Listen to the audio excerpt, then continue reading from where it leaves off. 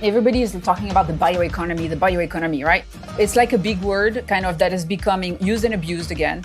But what does it mean? It's using biology the same way in the past we used petrochemistry. Last century, we used petrol as a source of certain unlock, both in terms of performance and operational efficiency. Well, now we're going to use biology, not only for performance, but to try to mitigate the impact we have on our planet. If we cannot reduce our consumption, we have to consume differently, using different input. And this is what we're trying to do with biology. We use biology as a technology.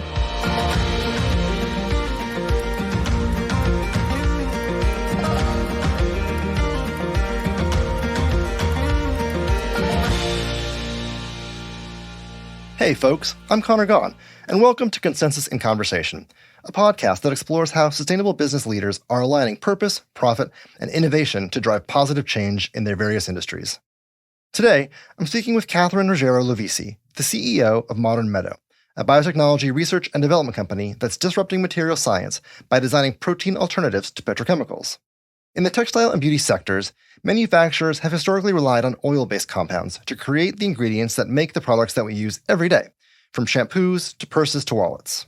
This reliance on petrochemistry has adversely contributed to the changing climate, but until the last few years, companies didn't really have many viable alternatives. However, after more than a decade of research, Modern Meadow has created a few inventive solutions as their scientists and researchers design protein substitutes in the lab. Through meticulous work, they've been able to create better performing materials with benefits in areas as diverse as color fastness in fabric, breathability in fashion, and anti-aging properties in cosmetics. While Modern Meadow had the technical expertise to redefine the customer economy, Catherine's brilliant business acumen has been key to successfully bringing their materials to market. Her deep understanding of the problems facing fashion, beauty, and cosmetics, strengthened through her work at L'Oreal and Louboutin, has allowed Modern Meadow to establish effective partnerships with legendary brands such as Tory Burch. We're starting to see these major brands leave the petrochemical past behind in favor of a better, more sustainable future. I'm excited for our discussion, as like me, Catherine is a lifelong learner and a champion of the generalist career path. So let's get started.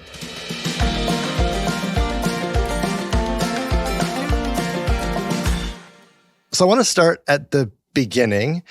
Tell us a little bit about yourself, where you're from. Well, initially I was born in France. I'm a little French-Italian to be specific, and but I've been in the U.S. for many, many years. Actually, 3 days ago was 31 years ago that I moved here. So, wow, it's been a little while. When you were growing up, was that something that was in the cards? Like you wanted to come to the States for build a career? Yeah, I mean, yes and no, right? When you are French, and again, in Europe, in the 80s, the last century, America had such an image. You know, everything we were consuming had, the moment that it was America stamped was superior. Even bubblegum was sold, as the best was American. So, of course, America was always something, a country that was really interesting and I was very curious about. But I have to say, I was supposed to come here for the summer for my first year of university, just for the summer as an exchange. And in fact, I'd never left. So that was a bit of a serendipity moment kind of thing. That's amazing. Now, going back to that, the undergrad you did in Florida? In Florida. So I went to Florida. Initially, I was studying business and biology, and I very quickly realized that business was something that was much more interesting to me. The connectivity, the impact, and what I could bring to the table was definitely clearer. And I started in that direction and did my schooling both in undergrad and grad in international business. So. Did you always have in the back of your mind that like fashion, beauty, CPG was going to be the sector? Not at all. Or was that You're giving me way more intent than I had. I don't know, to be honest, any, at the time, 18-year-old person that actually knew what they wanted to do. You just wanted to explore. And I was always very curious and trying. And I mean, and I look at now, people tell me, I'm very confused. And I'm like, who told you should not be confused? I think all of us went through and that's the good part, right?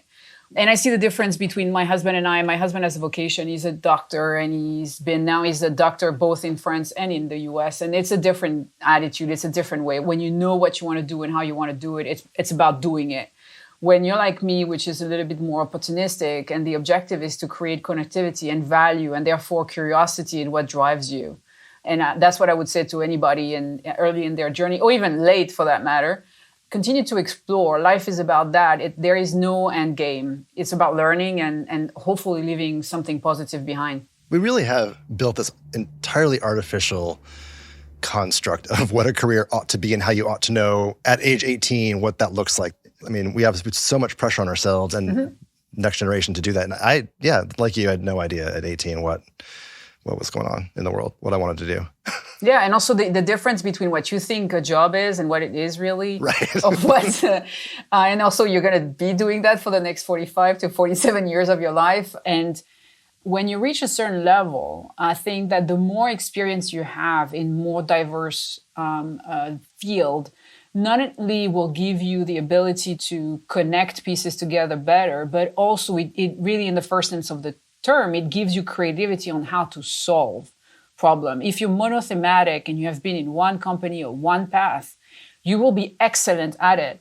But if life throw you a curveball, first of all, you will have challenge facing that emotionally and intellectually as well, because you've seen only one version of life. Yeah. I talk to my team and mentees all the time about the idea that there's nothing wrong, nothing dirty about being a generalist. Being a generalist actually, to the extent you can build a career around adding new skills to your portfolio, adding new tools to your tool belt, that only in the long run makes you more interesting, more marketable, more valuable. As long as we don't think that generalist is an expertise, there I'm very in agreement with you.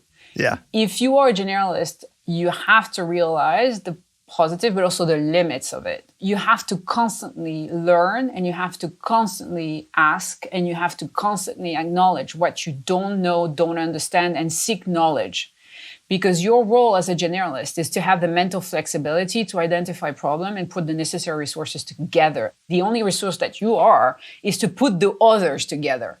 And I think that as long as you understand that and you don't become the expert in nothing, you're good to go. What do you think the 18-year-old first day in Florida, if she saw what you're doing right now, what do you think she would think or say about the incredible career you've built and what you're doing right now?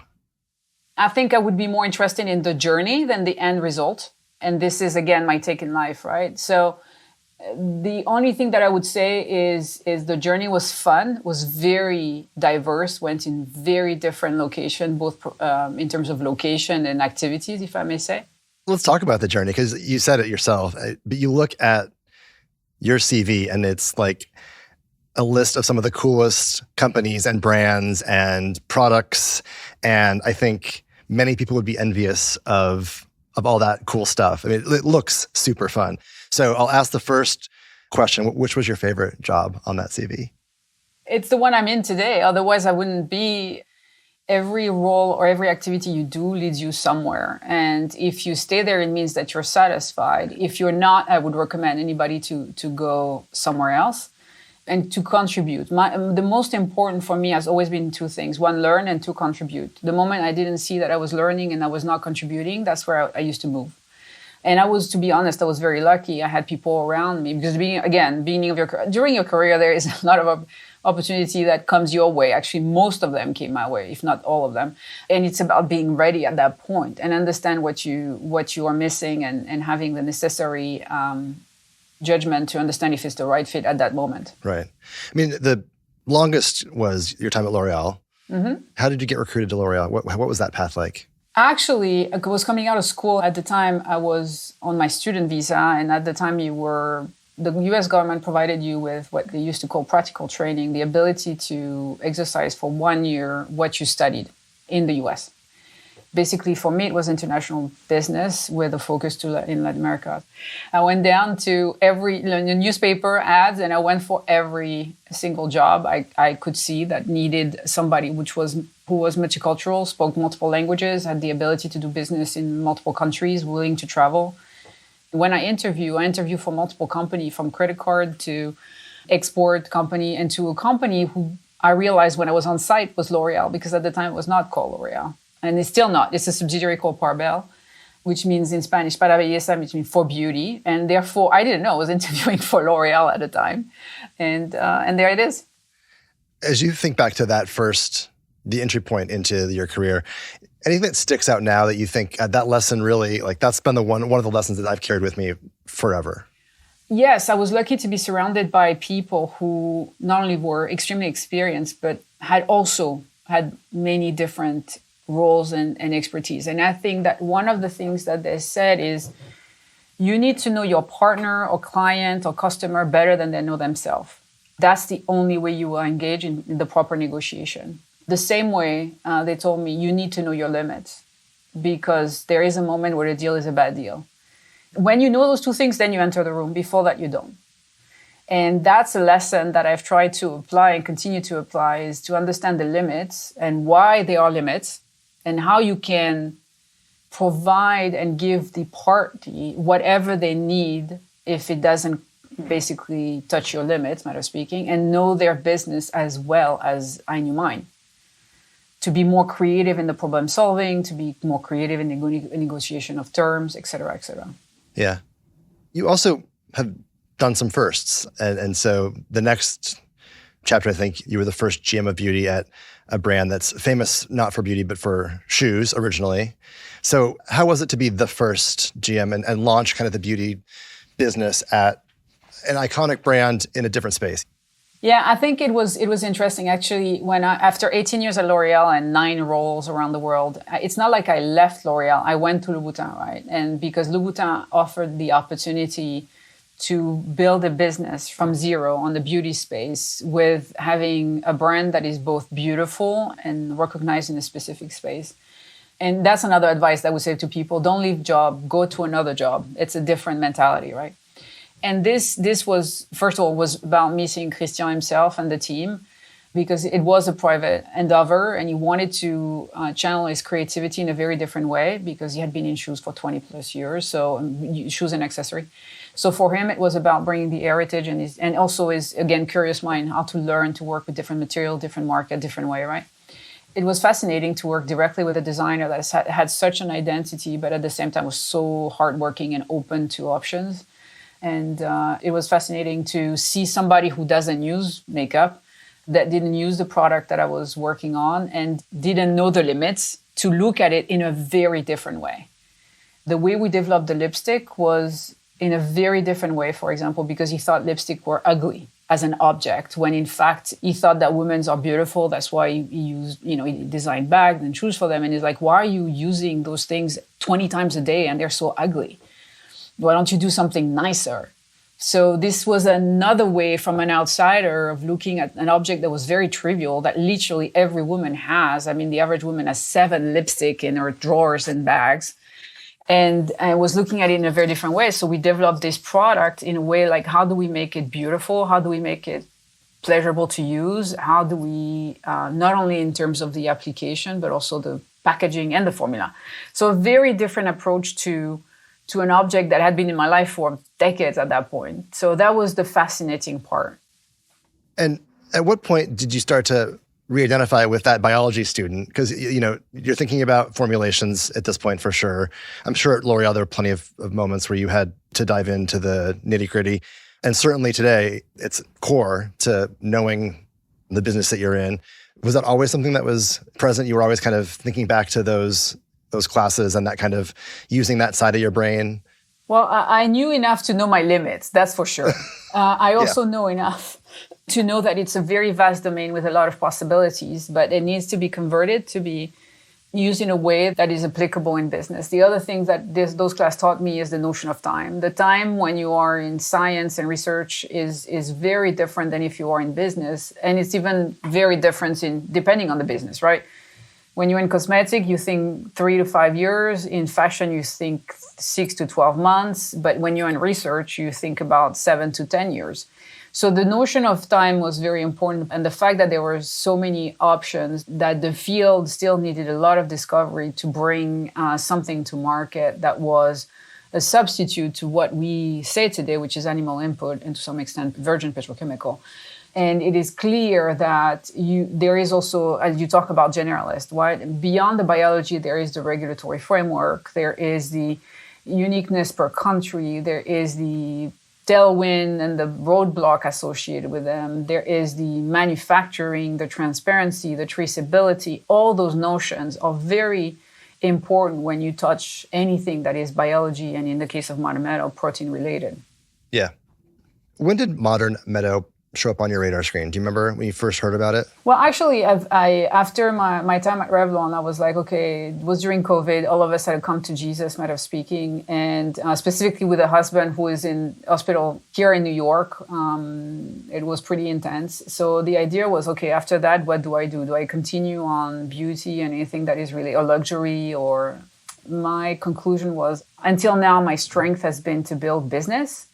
And clearly, as a world, and COVID was an expression of it, we can't continue to consume, exploit, and do business as usual. And I could not remain on the sidelines. So my objective was to go and help a company with a technology that had specific requirement, which was would not compromise on performance, because as a CPG, as a consumer good person, I knew that the consumer was not going to compromise what they wanted, despite their value and everything you can imagine. Second, that was scalable, because there are millions of smart ideas and great technology, but if you can't scale, it's intellectually stimulating, but pretty much economically irrelevant. And three, sustainability was the key mandate. And what happened is that they actually reached out to me, which after multiple exchange and conversation, we thought that was a good fit. What was the recruiting process like? I mean, I would imagine it was really interesting. Yes, it was interesting, because Modern Meadow was understanding that after X numbers of years of R&D, the company had acquired tremendous knowledge in protein and protein application. And protein, imagine this as a very old but new molecule to bring functionality to any type of product you can imagine. To give you an idea, today we are in textile, we're in beauty, we'll be in biomed and many other industries, because this is an incredible molecule that can, if harnessed properly, will bring property like color fastness, breathability, and even anti-aging property when it is a bioactive in your formulation. So when I came here, the idea was to harness all this knowledge accumulated over the year and to commercialize it. And the idea was, how do we go about it? With what partner? Because we are an R&D platform. And basically prioritizing and engaging and going for partners, knowing that our technology, and this is what attracted me to Modern Meadow, is a plug and play. So all the headache and the nightmare happens in the labs. It doesn't happen on the line. So when we get to a partner, there are some tweaks, but basically it's a typical tech transfer that you can imagine in any manufacturing environment, because we integrate already all the know-how and all the equipment that exists in the world as one of the constraints. And therefore, once we go. We can roll out very easily. And this is what attracted me to Modern Meadow, is this very pragmatic approach to science, where it's not about being perfect right away. It's about going first step and getting better and better, the continuous involvement and the continuous discovery at the research level, but in a very pragmatic way, so that when we get to the partner, it's kind of, as I said, plug in, and we can roll out as fast as they're ready to go. So let's take it back to basics for folks and explain kind of in layman's terms what you would say Modern Meadow is, what you do. Well, first of all, we are, as I mentioned, an R&D platform. So basically, we do the research and we find a solution that will make any type of manufacturer a biomanufacturer. And we use protein as the weapon. And when I say protein, it's two types of protein: plant-based protein and recombinant protein, which are protein that we have designed, engineered, and we are producing via precision fermentation through a partner, right? So we have those tools, if you want, and based on how we apply them and where we use them, we have the ability to enhance certain material or substitute, again, animal input and petrochemical. So I'll give you two examples in two very different domains, right? So in beauty, for example, we have a recombinant protein. It's a human-like sequence. So technically, we copied what you and I have in our body, and it's a collagen 3. Collagen 3, it's the youth collagen. It's what every cosmetic company is trying to get from non-animal source to be able to regenerate, having this glowing skin, having, skin that is more firm. And basically we have copied nature, we've copied literally with the sequencing from human, and now we have produced it through fermentation. And why is fermentation is interesting is, first of all, if it's not animal, first of all, there's no animal cruelty, it's halal, it's vegan, but also you control the quality of your output. You trace your input and you control your quality, and it's biocompatible and biostimulating. Also, there is minimal, if no impact on biodiversity and land usage. So suddenly in an industry which use massive, I mean, it's billions of products a year that are sold, right? That you have now a reliable source, traceable, that is safe, that is biocompatible, and on top of it is clinically proven to have efficacy and has anti-aging properties. So this is what protein brings to the beauty world, if you want. In the material space or the textile space, we have developed what I call a Lego system, which we call a bioalloy. An alloy is like bronze, right? Two stuff together. Once you mix them, you cannot separate them, but also it creates more property than what the initial ingredient were. So we have a bioalloy. We have multiple actually, but I'm going to talk about one, which is a plant-based protein plus a biopolymer. And what we do is once you mix it, and you apply it, depending on what you try to do, you can have a material that looks like leather, but is not, looks like suede, but is not from animal hide, or looks like a typical textile, but has, in all cases, is more abrasion resistance or stronger tear strength, if you want. Color fastness, meaning that you can wear the color, it's not going to bleed off other fabric or show up on your skin if it rains. And it will be light, so you don't carry, a super heavy material that is certainly tough, but in this case, it's also light. So again, it's learning from nature to make things even better. And that's why we say sometimes we have bio replacement, but sometimes we have bio better and bio best. And in this case, we have using it in many different industries. We can provide you with a shirt that is dyed, but using 95% less water and 65% less energy, or you're carrying a bag that is 65% bio content and is beautiful and is abrasion resistant, or you're going to wear a jacket that has a membrane that has a high bio content but is also breathable, meaning you can, exercise and you're not going to feel like you're wearing a tent. And at the same time, you're going to be protected by the weather.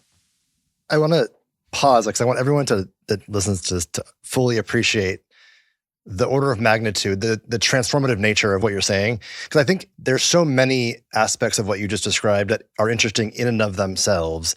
But when you take a step back and look at the whole picture, what Modern Meadow is doing is transformative. A really, truly transformative research and development and system, a new way of building products that we use every day, all the time, in a way that's cleaner, better, more reliable, less, like you said, less water, less carbon. Like, I think sometimes it's easy to get lost because all the things you said individually are like, oh, that's cool. Oh, that's interesting. But take a step back and all those things are really transformative.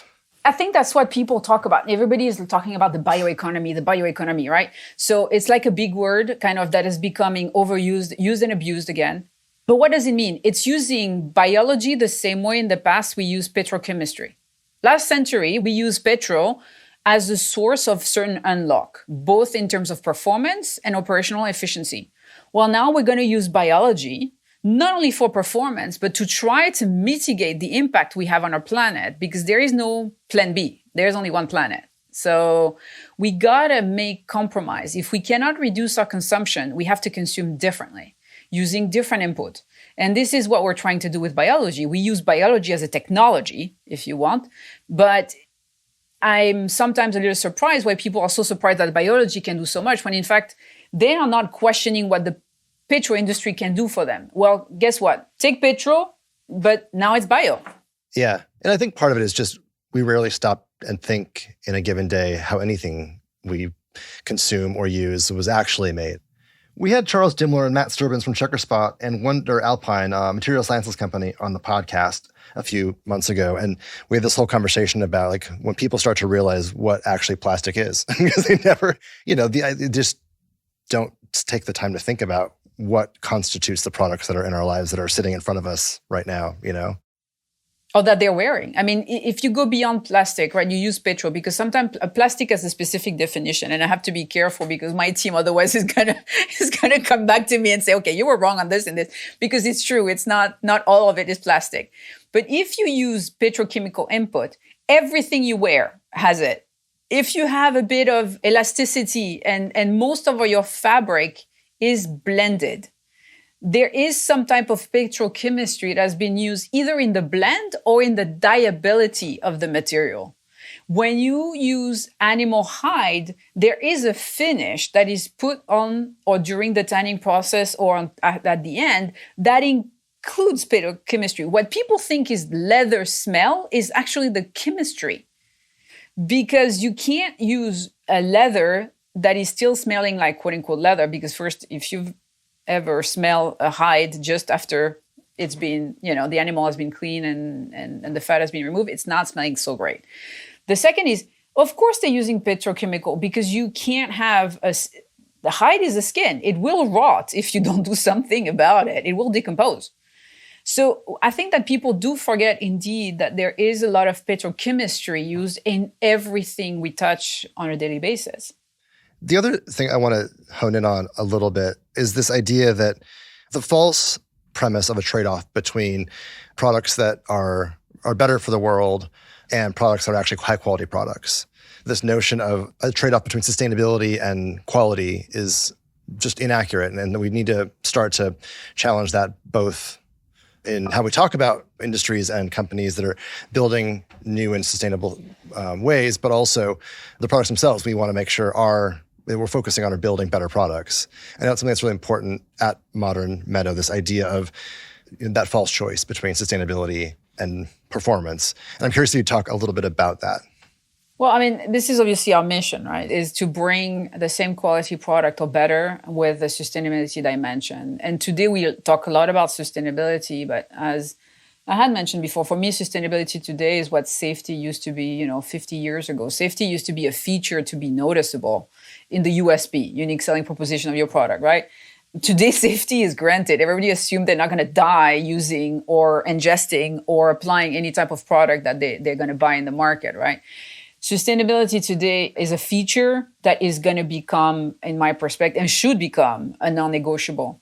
Now, this notion of performance or sustainability has existed because the technology was not ready. And it's not ready everywhere. I mean, we have to realize petrochemistry has existed for the past 120, 150 years.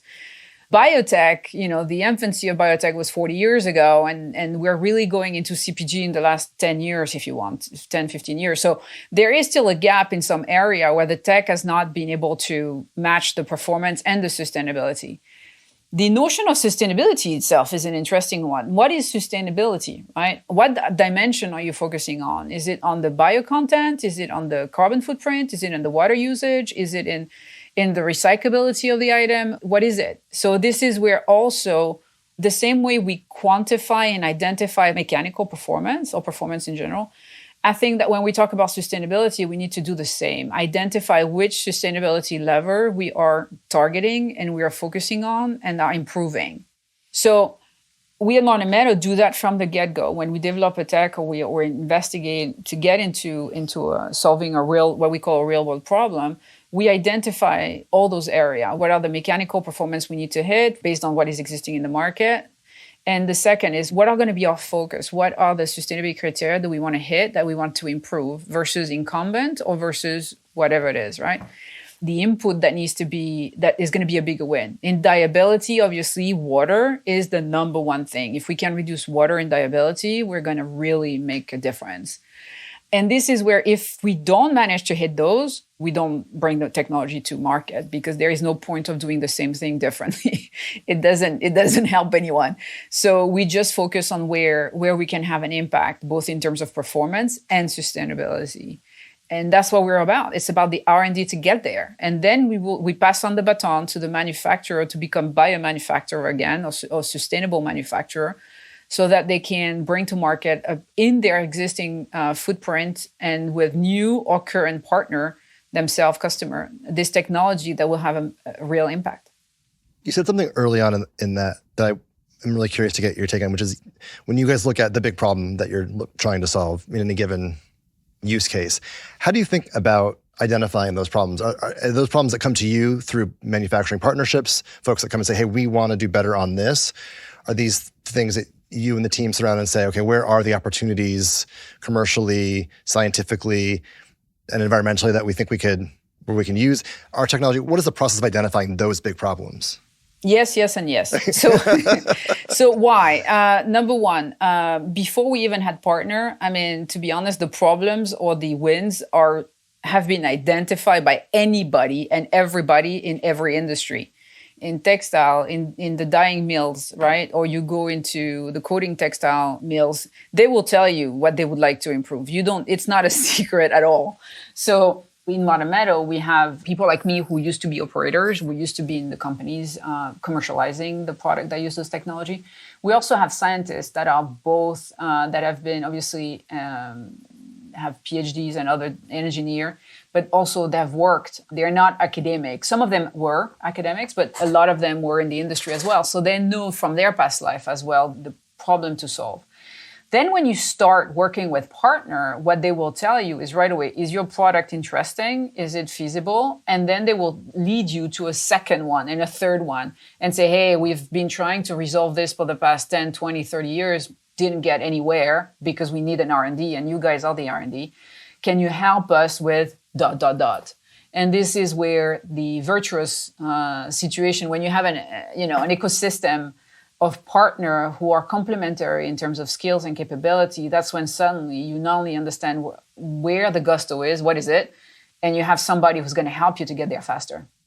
What are the big problems that you guys are solving right now that are most exciting to you? What kind of is most exciting to you about the product and answer portfolio? So I'll give you a few examples, right? So alternative material with a high bio content that looks like leather. So we've gone to market with something called Biotex, and one of the brands that is commercializing this material is Tory Burch. And we've shown that high bio content quality at scale. I'm not going to give you the number because she's a luxury brand and she would not want, but large number. You can do that at the price that is competitive so that she doesn't have to pass on a green premium. The second is we just come out of ITMA, which is a big international show that happens every 4 years of equipment and science, again, in the textile industry, right? We were one of the 3 finalists in the best technology that they had identified in the last 4 years. And why? Because we have a technology called BioFree, which is, again, fast, resource efficient, enhanced dyeability system. With our protein and alloy, we are able to basically dye blend materials, which usually take 15 hours and multiple pass. We are able to go down to 1.5 hours to 2 hours and reduce water consumption by 95%, energy by 65%, and chemical by 70%.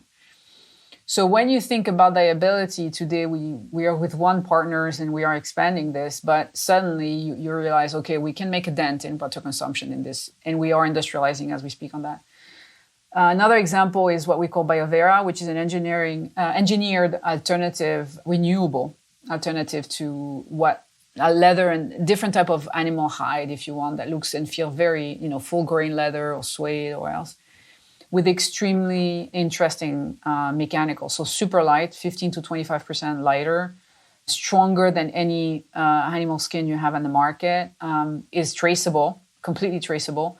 90% sustainable content between post-consumer waste, so recycled, and protein. So we have a 90% sustainable material now that is better than the incumbent material, that is traceable, and that you can recycle.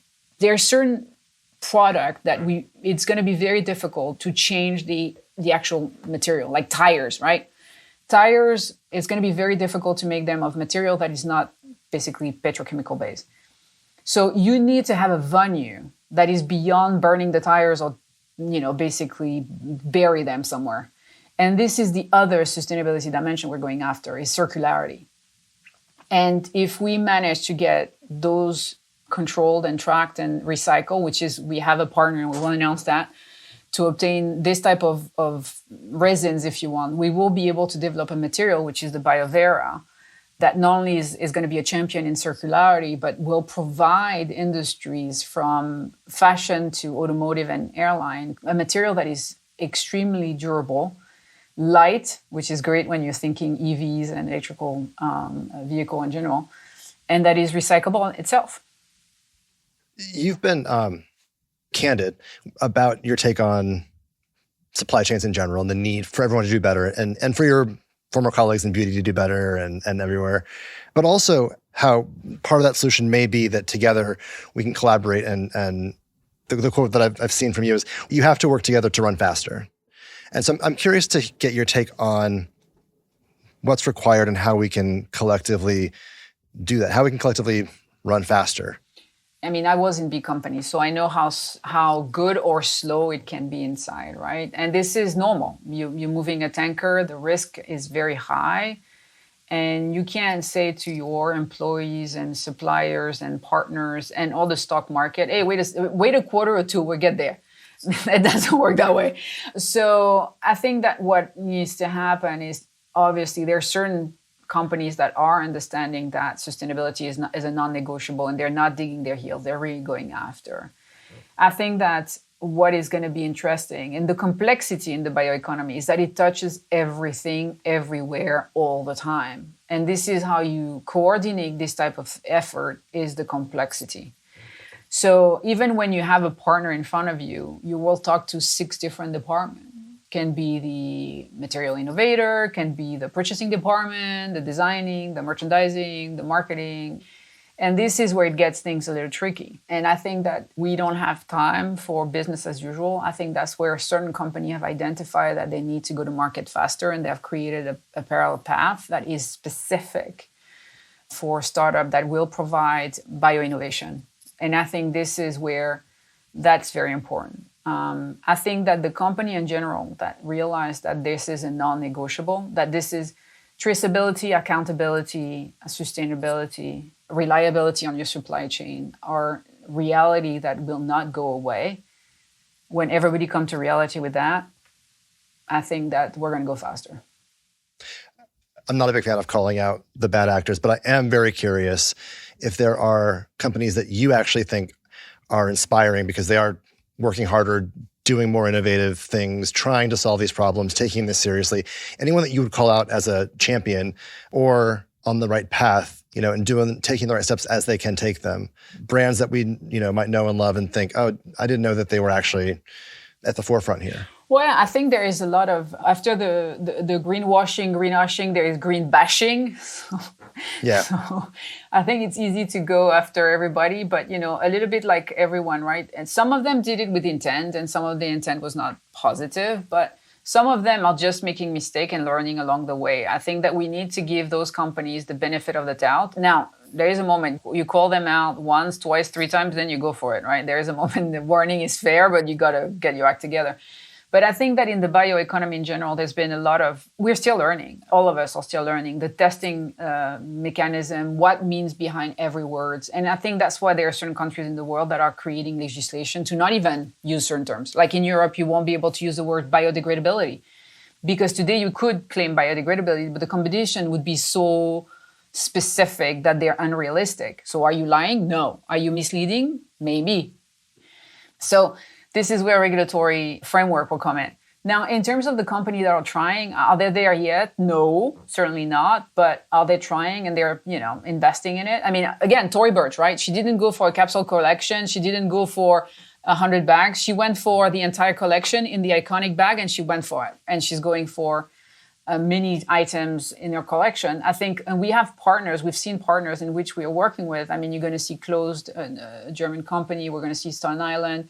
But again, Evonik, right? Evonik didn't have a protein and collagen 3 type molecule that could bring both efficacy and sustainability, and they went for it. So those guys are showing the way. Now, of course, my ex-employer like L'Oreal has been on this journey as well for many years. Are they yet? No, they're not. Do they have a lot to do? Yes. But are they serious about it? Certainly. Now we can tell them, go faster, but they're on it. Some others don't. Yeah. Where do you think are the big milestones for some of the big industry players like that? What are the things that they should be thinking about and taking on next?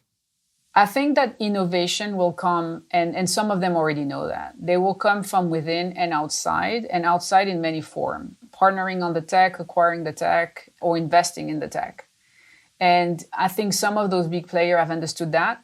I think they have to go faster, personally, because I can see in many fields the tech being there, and the only thing that's stopping them is the agreement. Because everybody right now all the big companies in cosmetic, in fashion, in food, in whatever, are scared to be called out because they are not good enough or clear enough or whatever it is. So they are slowing down. I'm seeing them slowing down because of all of what's happening right now. And they're trying to juggle conflicting messages about do this, don't do that, say this, certainly don't say that. So this is where those big corporations need to define a line, be clear with their stakeholder that this is going to evolve, and they need to create a path that will bring them faster there. Yeah. I mean, I have to imagine the macroeconomic conditions are also not helping everyone stay fast. Whether it's just uncertainty. There's this concept. It feels like the world is paralyzed by uncertainty in ways coming out of COVID that like we didn't collectively go through the psychological processes of reconciling what just happened. You mentioned that you personally and your family, you did have that moment, but I feel like a lot of people didn't, and they just kind of let it. You have the human behavior. I'm not a therapist, but indeed there is a range of behavior that came out or not out of it, right? I think that we just come out of 15 years of writing an amazing, or maybe not 15, but maybe 15, 12 to 15 years of very good economy. And now it's a shockwave of, oh, wow, not everything is hunky-dory. But if you see the latest number in terms of inflation is down everywhere in the world, unemployment is at the lowest in a long time in the US, I think that you see a lot of indicators that are very positive. I think that there are certain regions in the world, of course, concerned by different things. The war in Europe is definitely something that has concerned a lot of people. But if you ask around, I think that there is this notion that everybody has to learn to function in an economy that is not as rosy as it's been for 15 years, step number one. And number two, the bioeconomy is not the digital economy. Digital economy had tremendous lift at the beginning to develop the technology. But deployment, once the infrastructure was made, is relatively easy. Now you develop anything in tech and it's out in the world in a question of weeks, right? So when you touch the bioeconomy, it's the economy of things. And that's a very different ballgame. It's a lot of players to bring in. It's a lot of troubles to face, and it's slow. So I think that it's just a shift in mentality that we all need to agree that it will take a little time, but all of us, it doesn't mean that we should be complacent and slow down because it takes time. At the opposite, I think that there are certain things that needs to be accelerated because no matter what, it will take time. Yeah, that's a good way to flip the perspective. I like that. Obviously, as you just said, you had that moment where you realized you wanted to make a change. And the company, in the mission statement itself, puts inherent value on doing good for the world in what you are producing and building. And I'm curious how you think about aligning profitability or profit making, the corporate finance of day-to-day life with the idea of purpose or doing good for the world. Like, how do you align those two things, either personally and or how does Modern Meadow do it? So I think that, first of all, as a collective, all of us came to Modern Meadow for that reason. Many of us had prior life. We're not all spring chicken, but all of us wanted to bring that dimension into reality. Now we also have, because we're a startup, we have investors and they are in the same mental frame, which is, it's not about bringing any tech. It's about bringing a sustainable tech at scale. So I think that, first of all the stakeholders at the table are all in the same wavelength. So I would say in that sense, it's easier. When your birth act, if you want, is about that, it's a little easier because no matter what, the people who you attract or exchange with are already in this wavelength. Now, obviously, for us, it's about, because we are a startup and resource conscious, it's important from the get-go when we do a quote-unquote product brief or when we define a technology is to make sure we hit the right KPIs, as I mentioned, so that we are both relevant and have a positive impact because we cannot go everywhere. We have to pick and choose. The other part where we have the ability to make a difference and we have a controlling aspect, if you want, is in the partners we work with. We align on values before we align on business. It's not that difficult, to be honest, because again, the best in class, and our partners are world-class partners. We're very lucky in a way. Those guys understand that there is no choice. And the faster they get on that train, the more competitive they will be or they will remain. And basically, they are going to be creating a moat around them because while others will catch up, they would have been optimizing what they've learned from us and with us, right? So this is where those guys understand that, they're doing good for the planet, but they're also doing good for their shoulder. In being in the forefront and supporting a company with this type of value and track record like we do, they will remain or become leaders if they're not already. Yeah. I want to end on some big picture questions. I find your path and your passion right now just so inspiring. And I think a lot of people will or do. I'm curious what you hope your legacy is. It's a big, it's a big word to say legacy, right? What I believe all of us have to hopefully learn in the process and live the people around us and the world around us a little bit better than how we found it. I'm not very ambitious, to be honest. So how does it appear in my professional life is trying to have an impact here at Modern Meadow by really showcasing a technology that I'm not the scientist, right? But my team is just brilliant, and they have an amazing ability to bring to market a solution that is just blowing everybody else out of the water. My legacy, if I can make Modern Meadow the authority and I can help growing the business in a way that will create an alliance around the world of partner with the same value and as fast as we can to market, so we have an impact, that will be the legacy. And obviously the people that I work with on a daily basis is showing them that it's possible. They don't have to choose either or. They can do both. When you think about the potential of the technology that you mentioned was a finalist at this past... Yeah, Biofreed ITMA. Yeah. If you think about what impact it would have if every pair of jeans that we buy is dyed with 95% less water and 70% less chemical components and 65% more energy efficiently, like that's a pretty impressive legacy, I would say. But this is where that's where I think about us as a collective. You ask me on me as a person versus the collective, right? Biofreed, the same thing, BioVera and BioCollagen, I believe will have a tremendous impact. And a real one, a very tangible one in things that really do matter. And it's a question of speed to market and adoption, right? Which is the legwork associated with economy of things. But yes, as soon, and will be the reason why there's going to be fire under the heat of the feet of a lot of people. Soon we'll bring to market technology that will bring this.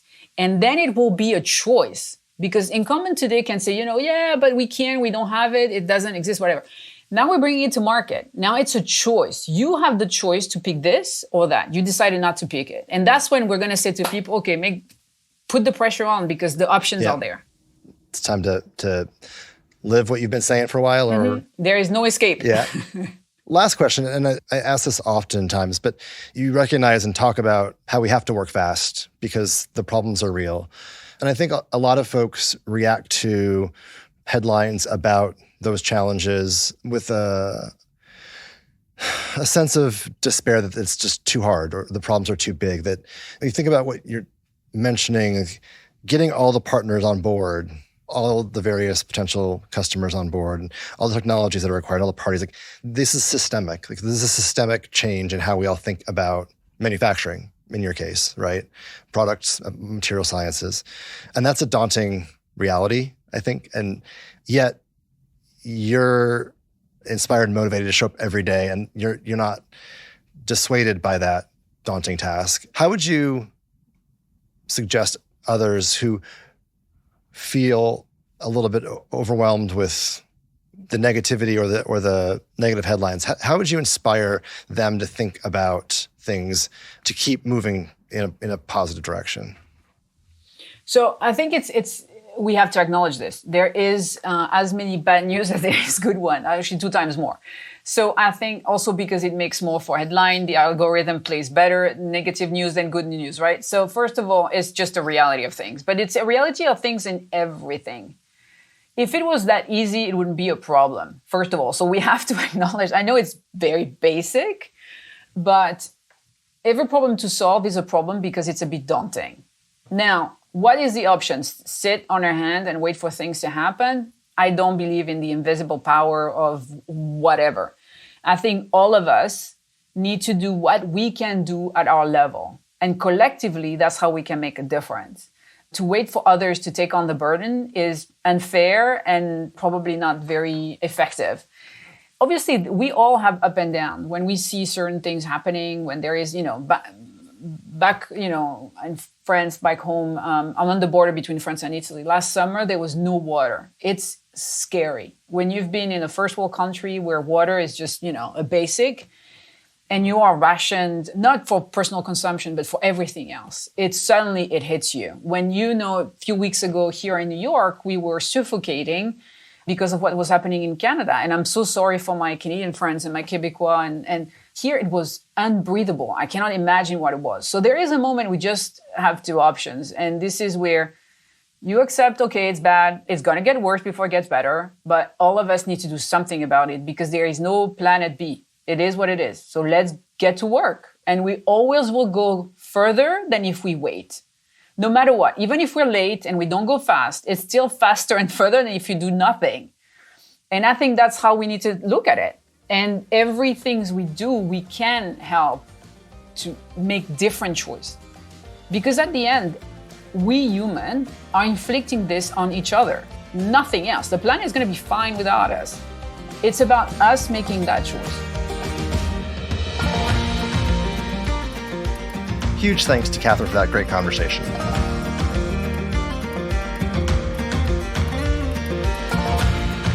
Consensus in Conversation is hosted by me, Connor Gahn. The episode is produced by Will Gatchell and Jeff Rock, executive produced by me with editing from Reasonable Volume. Special thanks to Consensus Creative Director Kate Tucker and strategist Patrick Gallagher. Don't forget to like and subscribe on your favorite podcast platform, and we'll see you next week.